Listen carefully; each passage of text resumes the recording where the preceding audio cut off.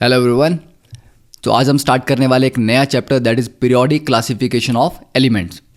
देखिए, periodic classification पढ़ने की सबसे ज़्यादा जो ज़रूरत है वो इस बात में है कि ओवर द ईयर्स बहुत सालों तक साइंटिस्ट ने एलिमेंट्स डिस्कवर किए हैं और आज की डेट में हमारे पीरियोडिक टेबल में कंप्लीट 118 एलिमेंट्स आ चुके हैं।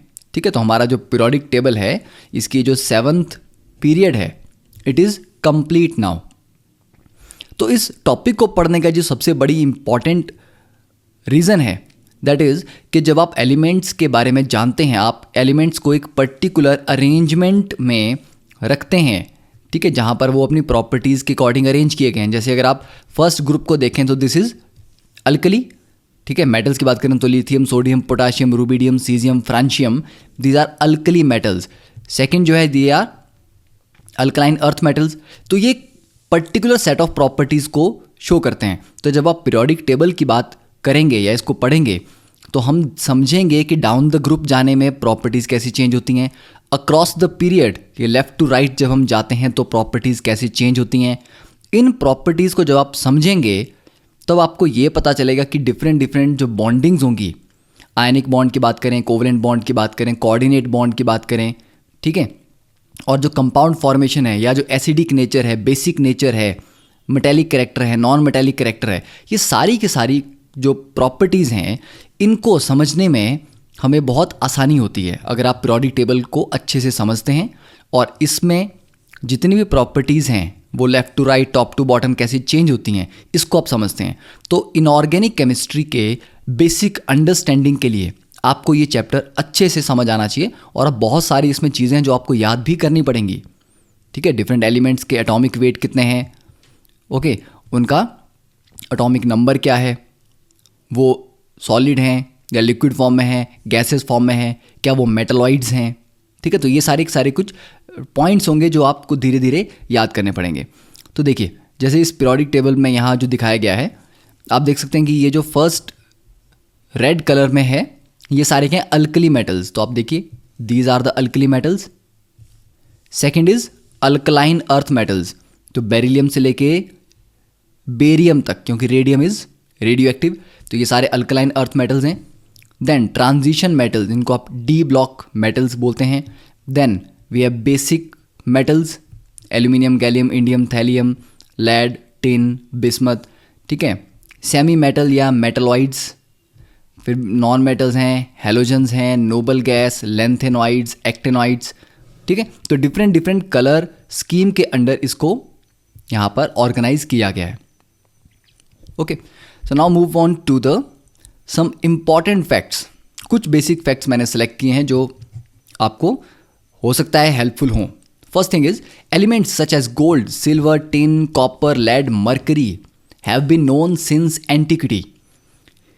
इट मीन्स के मिडल एजिस से भी पहले से, मतलब बहुत ही पुराने टाइम से, जब हम बात करते हैं एंशियंट टाइम्स की, तब से ह्यूमंस को या ह्यूमन सिविलाइजेशन को इन एलिमेंट्स के बारे में पता है। बट एग्जैक्टली कब और कहाँ ये एलिमेंट डिस्कवर हुए इसका कोई रिकॉर्ड नहीं है।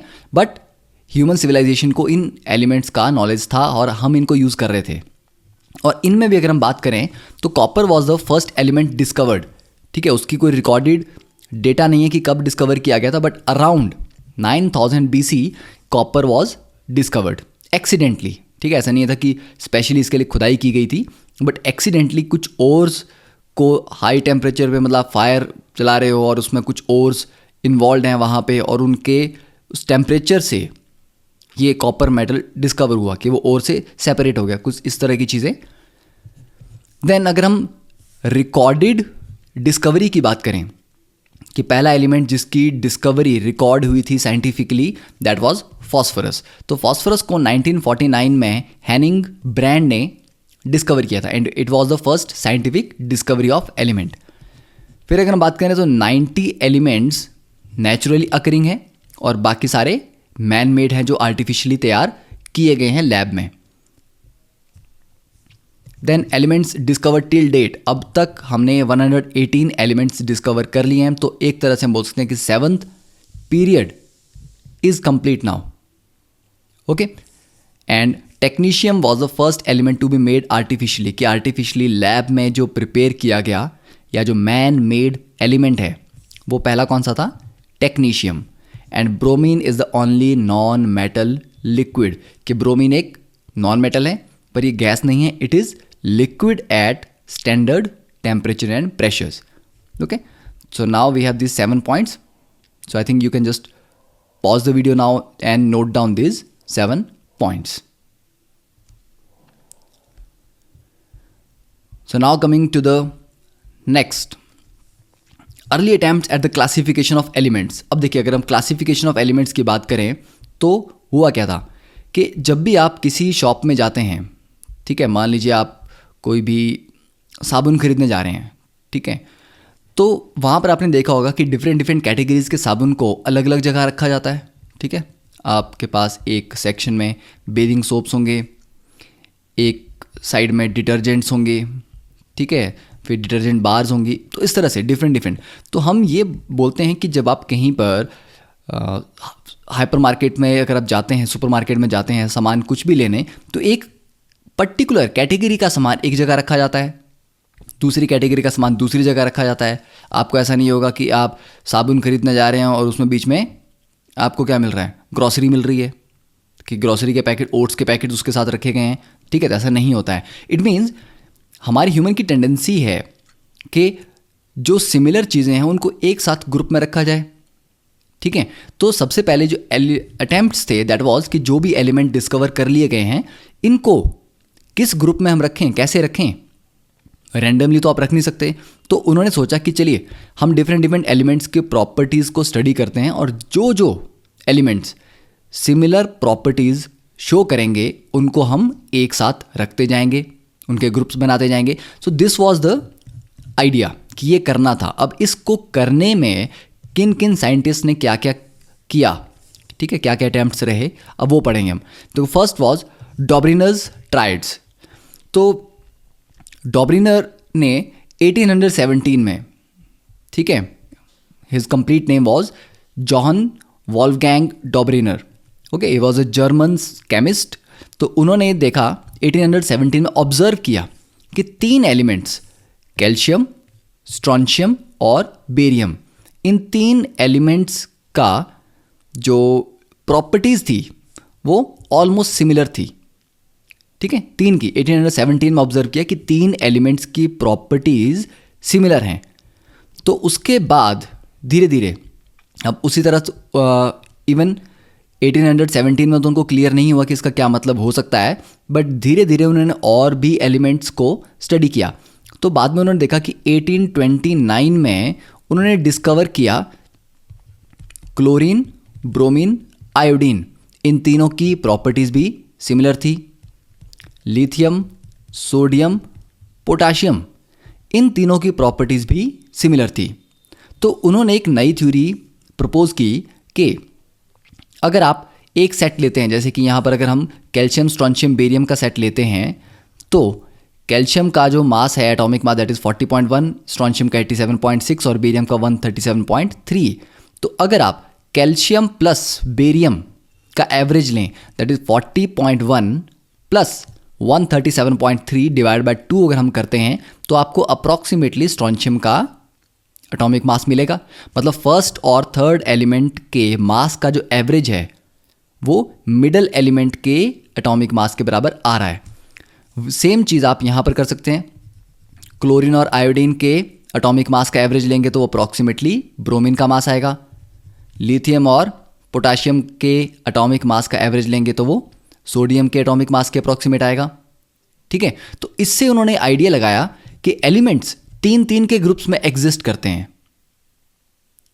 ठीक है, क्या थ्योरी थी कि एलिमेंट्स एग्जिस्ट इन ट्राइड्स. ठीक है, 3 के जो ग्रुप को कहा गया ट्राइड, कि 3 एलिमेंट इकट्ठे होंगे, तीनों की प्रॉपर्टीज एक जैसी होंगी और आप फर्स्ट और थर्ड के एटॉमिक मास का एवरेज लोगे तो वो सेकंड के एटॉमिक मास के बराबर आएगा. तो इस टेबल में आप देखिए हमने यहाँ पर ग्रुप ए, ग्रुप बी और ग्रुप सी रखे हुए हैं. कौन कौन से डॉब्रिनर के ट्राइड्स थ्योरी को ओबे करते हैं. तो पहले में अगर आप देखें तो nitrogen plus arsenic, that is 14 plus almost 75 divided by 2 करेंगे तो क्या 31 आएगा? देखिए 75 प्लस 14 कितना हुआ? 89, और 89 डिवाइड बाय 2 करेंगे तो डेफिनेटली 31 तो नहीं आएगा। ठीक है, तो ग्रुप ए डॉबरिनर ट्रायड थ्योरी को ओबे नहीं करता है, ग्रुप बी करता है। ठीक है, ग्रुप सी में अगर आप कैलकुलेट करेंगे तो ये भी करता है। ठीक है, तो इस तरह से 3 एलिमेंट्स का एक ग्रुप जिसको ट्रायड कहा गया, ऐसा उसने प्रपोज किया कि इनकी प्रॉपर्टीज भी सिमिलर होती हैं और फर्स्ट और थर्ड एलिमेंट के एटॉमिक मास का एवरेज सेकंड एलिमेंट के एटॉमिक मास के बराबर होता है। Okay, so that was Dobereiner triads theory. Second देखें हम, आई थिंक आपने ये नोट डाउन कर लिया होगा। ओके, बट आप पहले न्यूलैंड्स लॉ ऑफ ऑक्टेव्स पढ़ लेंगे, उसके बाद दोनों को डायरेक्टली नोट कर सकते हैं पॉज करके। तो देखिए, second is Newlands law of octaves.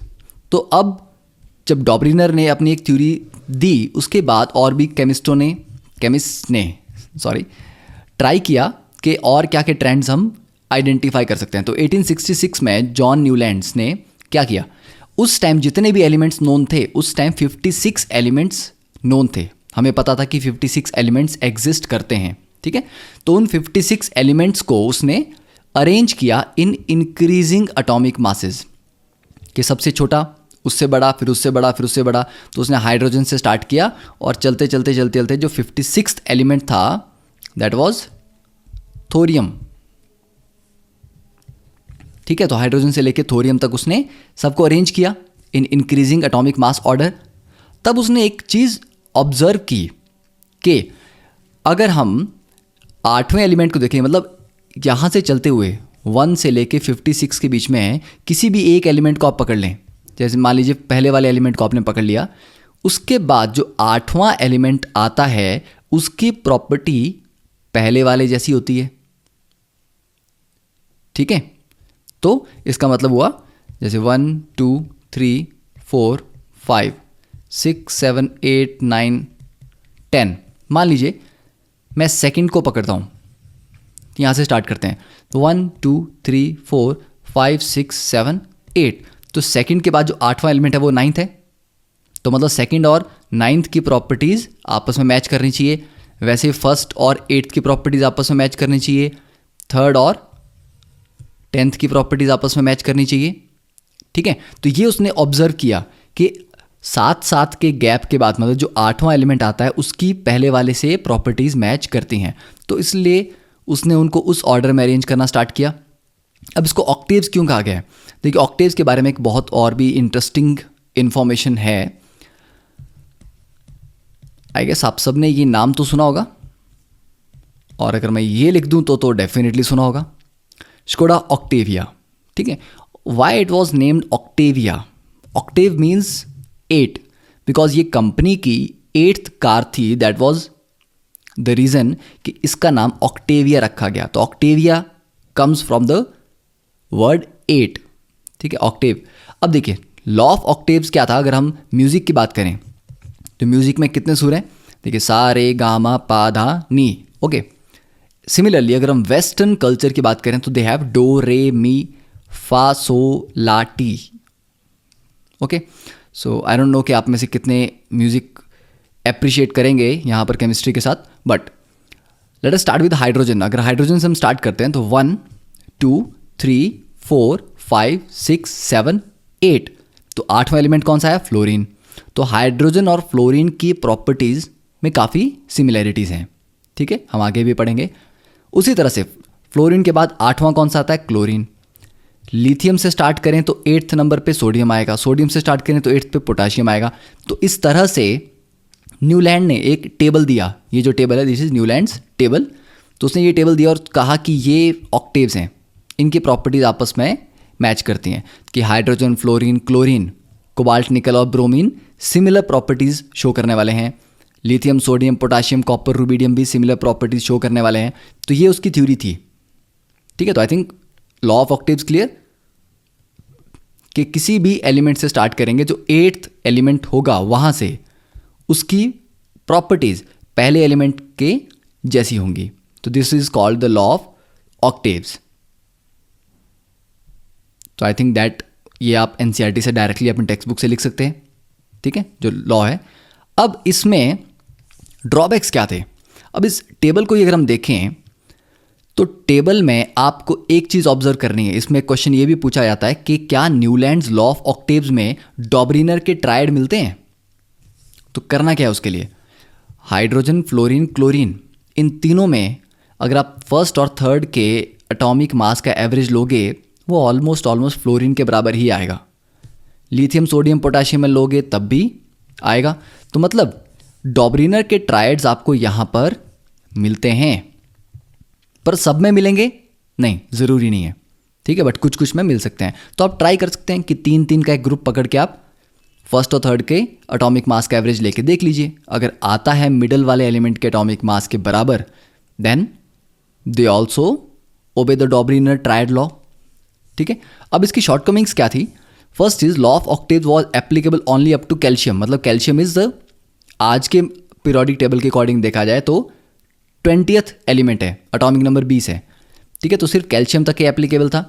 Second, Newland ने उस टाइम पे एक अजम्पशन की थी कि सिर्फ 56 एलिमेंट्स ही नेचर में होते हैं, मतलब उस टाइम तक 56 एलिमेंट्स डिस्कवर किए गए थे, तो उसने सोचा कि इतने ही एलिमेंट होते हैं, इससे आगे कोई एलिमेंट नया डिस्कवर नहीं किया जाएगा। तो ये भी इसके फेलियर का एक रीज़न है, ठीक है। और उसके बाद जो एलिमेंट डिस्कवर हुए, new discovered elements didn't fit into his law of Octave, तो नए एलिमेंट्स इस लॉ में फिट नहीं हुए।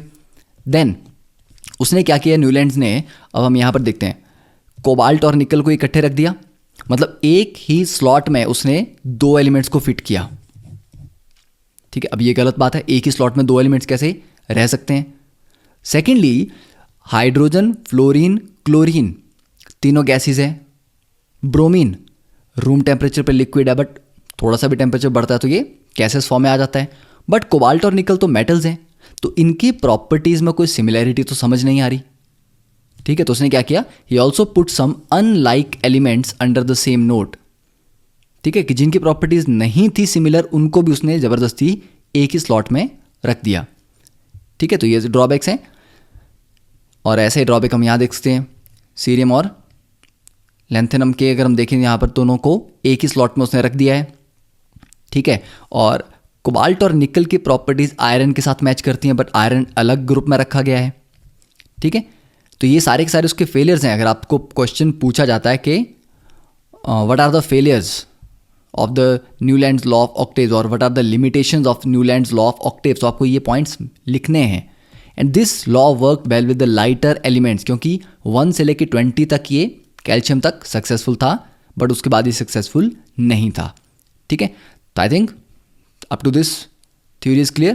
तो अब आप इसको नोट डाउन कर सकते हैं, starting from the Dobereiner triad and then Newlands law of octaves.